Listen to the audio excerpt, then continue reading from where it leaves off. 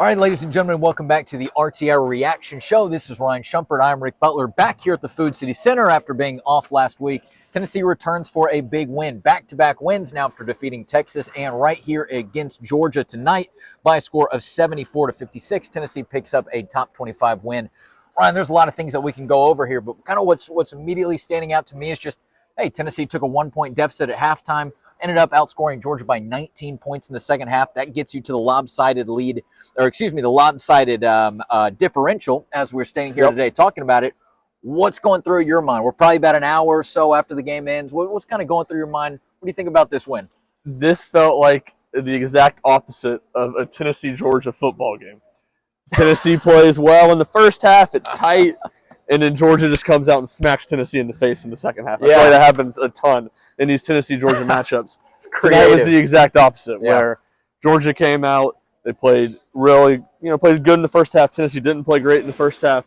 Like you said, Georgia a small lead at halftime, and then Tennessee came out sharp in the second half, and it just jumped on the Bulldogs. And it was a 25, it was a 7-0, and then a 15-1, and then a 25-4 run.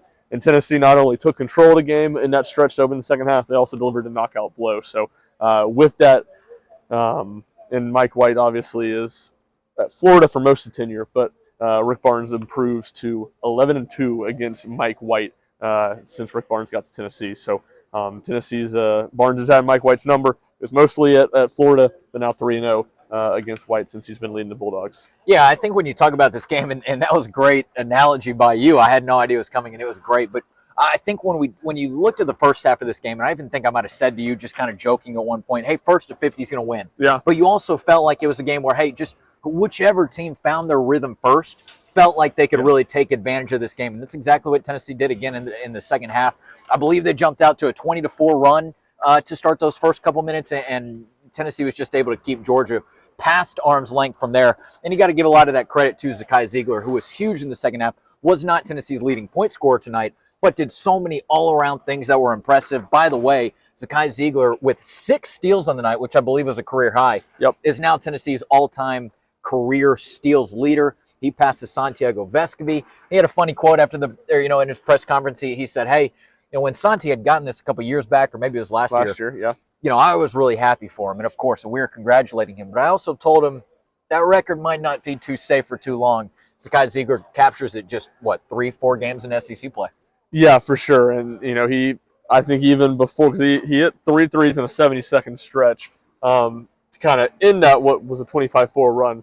But really, even before that, he sparked a lot of that offense with some steals, getting Tennessee out in transition. So, this is just a night where you see how valuable he is. And that's what, I'm going to write about, where Tennessee plays bad in the first half. Their best offensive player is struggling again, and not much is going right. And it's just, as Rick Barnes said after the game, Zakai Ziegler's his comfort blanket. And Zakai Ziegler just unfazed. He makes big plays. He sparks Tennessee in a game that very quiet in here in the first half. A lot of kind of tension. A game that felt like it was going to be a slugfest to the end, maybe like the South Carolina game here last year, like the Auburn game here 2 years ago.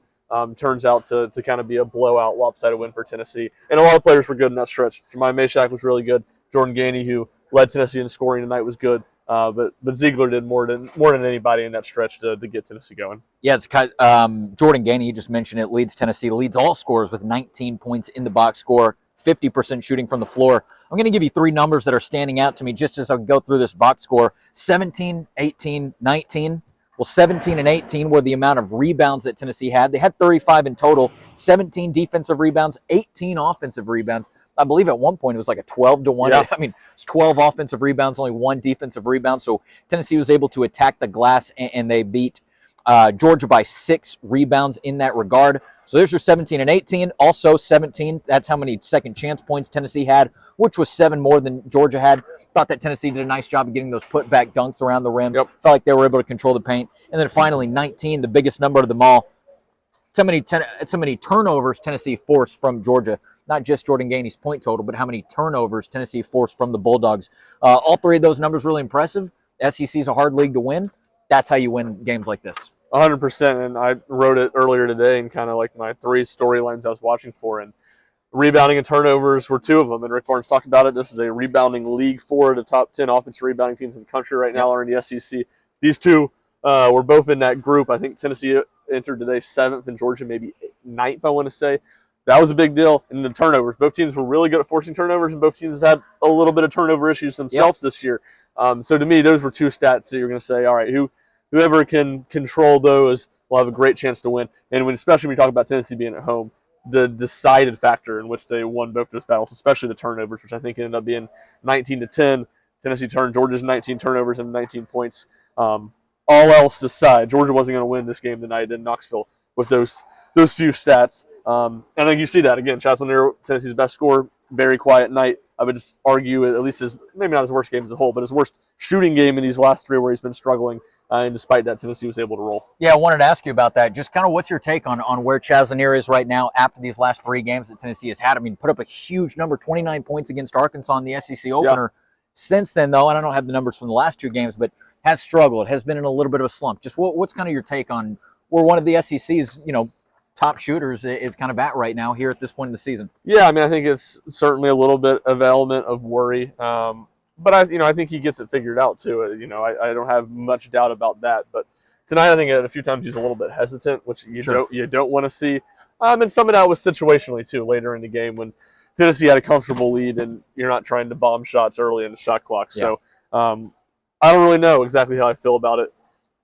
I think you're seeing he's not a great scorer at the basket, which makes him reliant on jump shots. And when those shots aren't going down, he's going to struggle to score. So I think we knew that going in. You're seeing the reality of that. He just, for the first, whatever it would have been, 13, 14 games this season, he just didn't miss many shots, so it didn't really matter. Now you're seeing the downside. I think he'll get it going again. But certainly really important for Tennessee. I mean, they found a way to win 2 games now with him struggling. I'm not sure how sustainable, if I can not stutter, that's going to be for Tennessee long term, especially the more and more they go on the road and the more they play better teams on the road. Sure. All right, I don't want to keep this thing too long. We're going to come back tomorrow, talk on the RTI Press Pass podcast, just sort of around where Tennessee basketball is right now.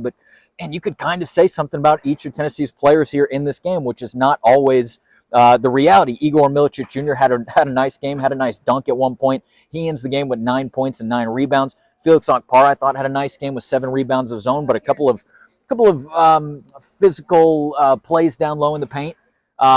Cade Phillips, 5 of 6 for 10 points. And then Jemai Mashak, how about 5 of 5 for 11 points in the game? Georgia was slumping off of him a little bit. We've seen teams do that, but he was able to punish them a little bit. Goes 1-1 from three-point land. That was a corner 3 back here. But just for all around, again, Tennessee had a little bit of a struggle getting that rhythm going in the first half, but otherwise, I thought it was a really nice, complete game for Tennessee. Definitely, and Jemai was great, and it was good to see. And I think even more important, maybe not more important, but just as important as the offensive struggles the last 2 games. If I'm not mistaken, he didn't have any blocks or steals last week at Georgia and Texas. He had 2 blocks tonight. He had a steal. He disrupted a ton of what Georgia was trying to do offensively. And then you combine that with the offense was good too. I think he had 5 of the first 7 for Tennessee in the second half. Yep. That's when he hit that 3. At that point in the game. He started the game with first bucket of the game. But maybe had 5 points earlier in those first couple minutes. Maybe. I know he had the first bucket. I'm not totally sure after that. Could be. It was just a good game for him. And another guy a little bit more low-key, his struggles compared to Chaz's last week, but didn't have a great week on the road. He was really good tonight and certainly good to see for Tennessee. Any other thoughts, or you want to save them for the podcast tomorrow? Let's save it for tomorrow. We're already probably going pretty long. Let's do that. It's already 11:30 p.m., so we're going to go ahead and get this post-game content out of here. We're going to wrap up, and we're going to head out. Again, this is Ryan Schumpert. I'm Rick Butler. Number 6, Tennessee gets a top 25 win over number 23, Georgia, right here in the Food City Center on Wednesday night by a score of 74-56. Hey, we'll catch you back for the next one. Thanks for watching.